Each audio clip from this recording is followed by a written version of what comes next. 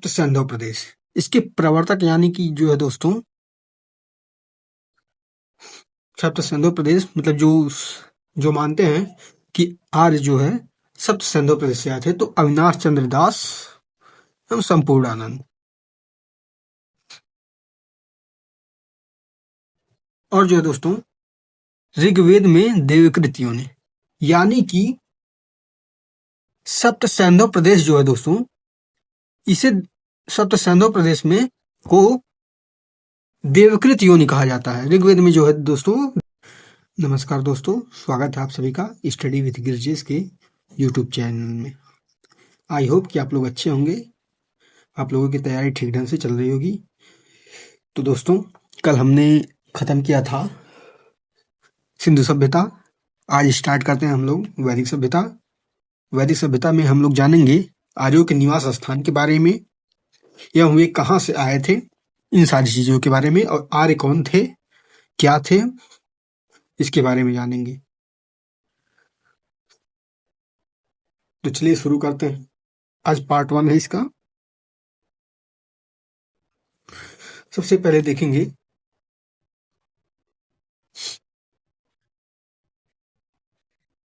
वैदिक सभ्यता के बारे में। वैदिक सभ्यता, वैदिक सिविलाइजेशन, इसे जो है दोस्तों आर्य सभ्यता भी कहा जाता है।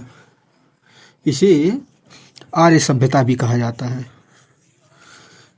इसमें मुख्य रूप से आर्य लोग थे, इसलिए आर्य लोगों के होने के कारण इसे आर्य सभ्यता भी कहा जाता है। क्या कहा जाता है? आर्य सभ्यता कहा जाता है। आर्य का अर्थ जो है दोस्तों वो होता है श्रेष्ठ जन या कुलीन। कुलीन का अर्थ क्या होता है दोस्तों? कुलीन का अर्थ होता है उच्च कुल में उत्पन्न।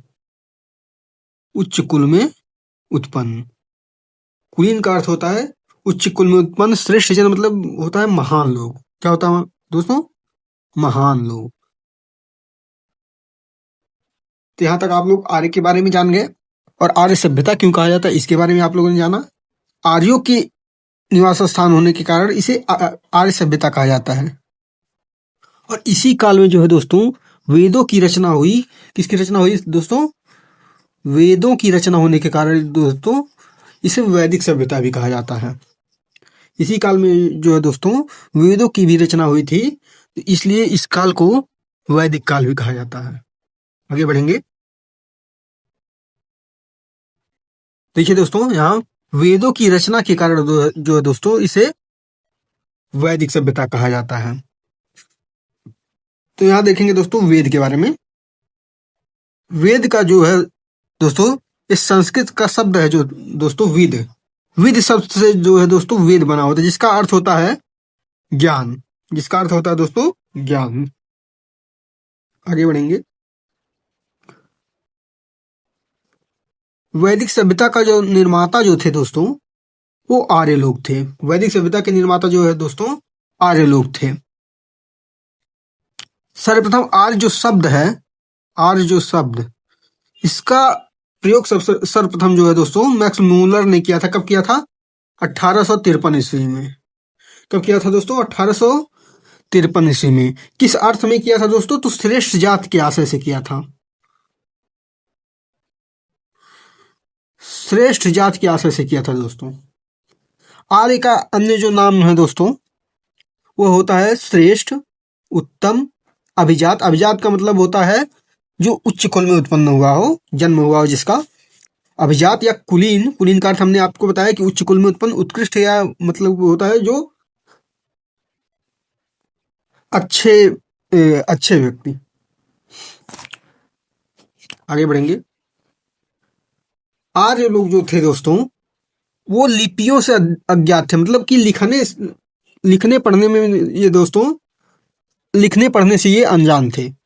पढ़ने से नहीं दोस्तों, सॉरी, लिखने से अनजान थे। ये लोग लिख नहीं पाते थे, इसलिए जो है अपने ज्ञान को दोस्तों ये सुनकर और सुनाकर एक पीढ़ी से दूसरी पीढ़ी तक पहुंचाते थे। एक पीढ़ी से दूसरी पीढ़ी तक पहुंचाते थे। इसी कारण जो है दोस्तों इनके साहित्य को जो है वैदिक साहित्य को जो है दोस्तों वैदिक साहित्य को श्रुति साहित्य कहा जाता है। श्रुति साहित्य क्यों कहा जाता है दोस्तों?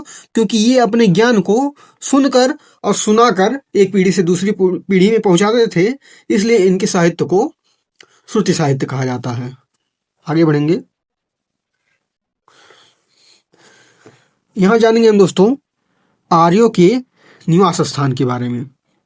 आर्यों के निवास स्थान जो है दोस्तों मुख्य रूप से मध्य एशिया में बैक्ट्रिया माना जाता है। बैक्ट्रिया नामक एक स्थान है, उसे माना जाता है मध्य एशिया में। ये मत किसका है दोस्तों? मैक्स मूलर का। यह मैक्स मूलर का मत है दोस्तों कि आर्य जो है वो मध्य एशिया मुख्यतः ईरान से होकर आए थे। कहां से दोस्तों? ईरान से। ईरान से क्यों माना जाता है? क्योंकि ईरान में जो है दोस्तों 1400 ईसा पूर्व का 1400 ईसा पूर्व का एक बोगजो कोई नामक जो है दोस्तों, इसको क्लियर करते इसके बाद लिखते हैं। बोगजो कोई नामक अभिलेख मिला है। बोगजो कोई नामक अभिलेख मिला है। इसमें जो है दोस्तों इंद्र, इस अभिलेख में जो है दोस्तों इंद्र, वरुण, मित्र और नासत्य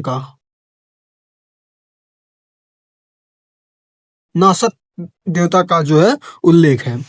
इसलिए दोस्तों इनके मत से जो है दोस्तों अधिकांश विद्वान जो है सहमत हैं। आगे बढ़ेंगे, यहां से देखेंगे आर्यों के निवास स्थान के बारे में विभिन्न जो मत हैं उनके बारे में। आर्यों का निवास स्थान जो है दोस्तों गार्डन चाइल्ड और नेहरिंग जो है दोस्तों, ये जो है आर्यों का निवास स्थान दक्षिणी रूस मानते हैं। मध्य एशिया तो हमने बताया दोस्तों मैक्स मूलर हैं।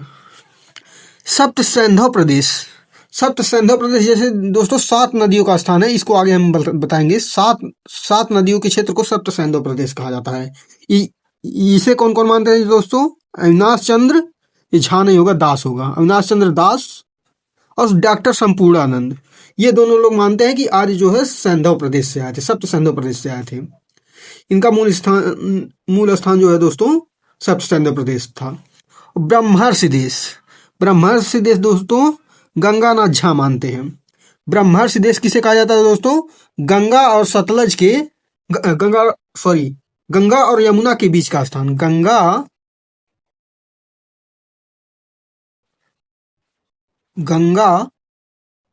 और यमुना के बीच के स्थान का जो है दोस्तों, गंगा और यमुना के बीच का स्थान जो है दोस्तों वो ब्रह्मर्षि देश कहा जाता है। इसे कौन मानता है दोस्तों? गंगानाथ झा। और तिब्बत जो है दोस्तों दयानंद सरस्वती और पार्टीजर महोदय जो है दोस्तों तिब्बत को मानते हैं। तिब्बत को इसलिए ये लोग मानते हैं कि जैसे कि दयानंद सरस्वती जो है अपने पुस्तक सत्यार्थ प्रकाश में जो है इसका उल्लेख किए हैं। उत्तरी ध्रुव दोस्तों देखेंगे, बाल गंगाधर तिलक जो है उत्तरी ध्रुव मानते हैं। इनकी एक पुस्तक है दोस्तों the Arctic home of Aryans, आगे आप लोगों को बताएंगे। The Arctic home of Aryans जो है उसमें इन्होंने उल्लेख किया है कि इनका जो मूल निवास स्थान जो था वो उत्तरी ध्रुव था। आगे देखेंगे, इसके बारे में विस्तार से आगे जानेंगे।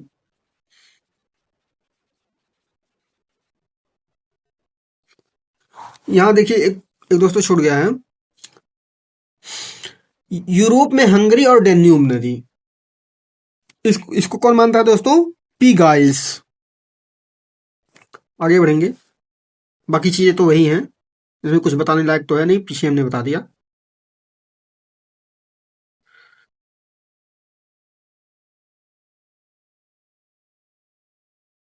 तो सैंधव प्रदेश, इसके प्रवर्तक यानी कि जो है दोस्तों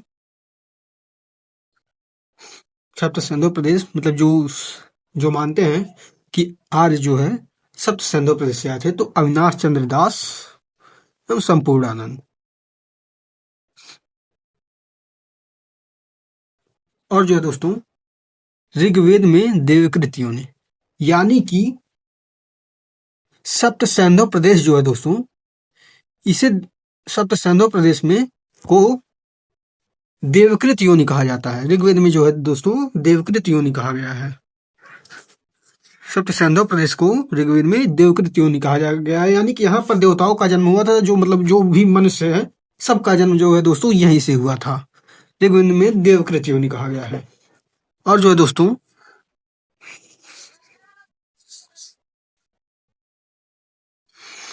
ऋग्वेद में देवासुर संग्राम का वर्णन है दोस्तों। ऋग्वेद में देवासुर संग्राम का वर्णन है। तो यहाँ पर देखेंगे दोस्तों, असुरों का जब देवासुर संग्राम हुआ था तो असुर जो है अपनी पराजय के पश्चात सप्त सैंधव प्रदेश को छोड़कर पश्चिम की तरफ ईरान चले गए थे। पश्चिम की तरफ ईरान चले गए थे। और पारसियों की एक पुस्तक है जिंद अवेस्ता। पारसियों की एक पुस्तक है जिंद अवेस्ता। इसको ईरानी भाषा में का एक प्राचीनतम ग्रंथ है ये। इसमें ऋग्वेद की अनेक बातें मिलती हैं। जैसे अभी हमने बताया कि इंद्र, वरुण, मित्र और नासत्य का उल्लेख जो है इस पुस्तक में किया गया है। इस पुस्तक में एक देवता का वर्णन है अहुर मज्जा। ये जो है दोस्तों असुरों का देवता था। ये दोस्तों असुरों का देवता था। आगे बढ़ेंगे। ब्रह्मर्षि देश। ब्रह्मर्षि देश के प्रवर्तक जो है दोस्तों गंगानाथ झा। कौन था? गंगानाथ झा। ब्रह्मर्षि देश बताया दोस्तों पहले, पीछे हमने बताया है गंगा व यमुना नदियों के दोआब क्षेत्र को ब्रह्मर्षि देश कहा जाता है। और जो है दोस्तों आर्यावर्त जो नाम पड़ा है, इस संपूर्ण उत्तर भारत पर जो है जब आर्यों ने कब्जा कर लिया उसे आर्यावर्त कहा गया। आगे बढ़ेंगे।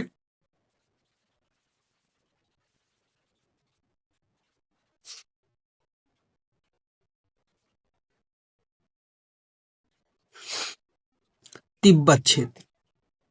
इसके प्रवर्तक कौन है दोस्तों? दयानंद सरस्वती। इन्होंने अपनी पुस्तक सत्यार्थ प्रकाश में इसका उल्लेख किया है। आगे बढ़ेंगे। फिर देखेंगे दोस्तों उत्तरी ध्रुव। उत्तरी ध्रुव के प्रबंधक कौन है? बाल गंगाधर तिलक। इनकी पुस्तक है the Arctic home of Aryans. ये पुस्तक पूछ सकता है, याद रखिएगा। The Arctic home of Aryans में उल्लेख किया इन्होंने कि आर्य जो है उत्तरी ध्रुव से आए थे। कहां से आए थे? उत्तरी ध्रुव से। आगे बढ़ेंगे। जर्मनी प्रदेश। इसके प्रवर्तक जो है दोस्तों ये प्रोजेक्टर पेंका है। प्रोफेसर पेंका है। मजाक में कह देते हैं प्रोजेक्टर, तो वही मुंह से निकल गया ऐसे, क्योंकि जब हम लोग पढ़ते हैं तो मतलब मजाक में कुछ भी याद कर लेते, किसी का नाम याद करना तो मजाक में, इसीलिए इनका नाम हम लोग प्रोजेक्टर बोलते हैं। हम लोग जब पढ़ते थे तो प्रोजेक्टर बोलते थे, इसलिए प्रोजेक्टर मुंह से निकल गया है। तो जो है ये किस आधार पर कहे थे? शारीरिक बनावट के आधार पर। आगे बढ़ेंगे। दक्षिणी रूस। दक्षिणी रूस के प्रवर्तक कौन है दोस्तों? नेहरिंग व गार्डन चाइल्ड। इन्होंने किस आधार पर कहा है दोस्तों? मृदभांडों में समानता के कारण। यहाँ पर जो मृदभांड मिले हैं जो दोस्तों, उस मृदभांड से आर्य लोग जो थे, उन लोग आर्य लोग जो है इस मृदभांड से परिचित थे। इसलिए इनका मूल निवास स्थान दक्षिणी रूस का मतलब जो है दोस्तों ये यूक्रेन होता है। तो ये मूल निवास स्थान यूक्रेन। पूछे दोस्तों कि कौन से विद्वान है जो आर्यों का मूल निवास स्थान यूक्रेन मानते हैं? तो नेहरिंग व गार्डन चाइल्ड। कौन? नेहरिंग व गार्डन चाइल्ड। आगे बढ़ेंगे। मध्य एशिया में बैक्टीरिया एक स्थान है। इसके प्रवर्तक जो है दोस्तों मैक्स मूलर है। कौन है? Max Muller. यह आल्प्स पर्वत से मतलब इनका उत्पत्ति हुई थी। ये यूरोप और एशिया दोनों में पड़ता है। यहाँ से दोस्तों जो है 1400 ईसा पूर्व में एक बोगजो का अभिलेख मिला है, जिसमें इंद्र, वरुण, मित्र और नासत्य का उल्लेख है। इससे अनुमान लगाया जाता है दोस्तों कि आर्य लोग ईरान से होकर भारत आए थे। इस मत से जो है अधिकांश विद्वान सहमत है कि जो है आर्य जो है मध्य एशिया के मूल निवासी थे। आगे बढ़ेंगे। अब हम जान लेंगे ब्रह्मर्षि देश के बारे में। ब्रह्मर्षि देश गंगा यमुना का दोआब क्षेत्र जो है वो ब्रह्मर्षि देश कहलाता है। गंगा यमुना का जो क्षेत्र है दोआब क्षेत्र वो ब्रह्मर्षि देश कहलाता है। ब्रह्मवर्त किसे कहा जाता है? सरस्वती और द्वती नदी के बीच का क्षेत्र जो है वो ब्रह्मवर्त कहलाता है। ये कहाँ उल्लेख है इसका दोस्तों? किस आधार पर कहा जाता है? तो मनुस्मृति एक ग्रंथ है, उसके आधार पर कहा जाता है कि सरस्वती और द्वती नदियों के बीच का जो क्षेत्र है वो ब्रह्मवर्त कहलाता है। और मुख्य रूप से जो दोस्तों सतलज और यमुना के तक का क्षेत्र जो है ब्रह्मवर्त कहलाता है। आगे बढ़ेंगे। सप्त सैंधव प्रदेश के बारे में जानेंगे। सप्त सैंधव मतलब 7 नदियों का क्षेत्र। 7 नदियों में कौन सा है? सिंधु नदी, सरस्वती नदी, शतुद्री यानी कि सतलज नदी, विपाशा यानी कि ब्यास नदी, परुषणी यानी कि रावी नदी, वितस्ता यानी कि झेलम नदी, अश्विनी यानी कि चिनाब नदी। ये 7 नदियां जो हैं इनके सम्मिलित क्षेत्र को जो है सप्त सैंधव प्रदेश कहा जाता है। क्या कहा जाता है? सप्त सैंधव प्रदेश।